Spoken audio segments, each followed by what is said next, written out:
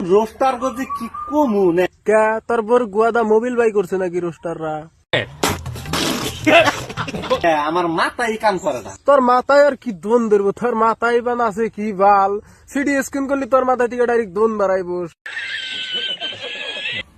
ওই তুই কি রে রোস্টার? আমরা এই জন্যই রোস্টিং করি যে তোর নাগাল পাগলা সুদা এসে জানি বউ নিয়ে মেল মেল সুদা নান না, সেই জন্যই রোস্টার। তাও রোস্টার মিলা নিজের দাবি করি না, মানুষে কয় রোস্টার মানে বুঝোস? না। কোন ধনী বুঝি না আমরা, রোস্টার নামে কি বাল বুঝি, কোন চাড়ি বুঝি না একবারে ডাইরেক্ট।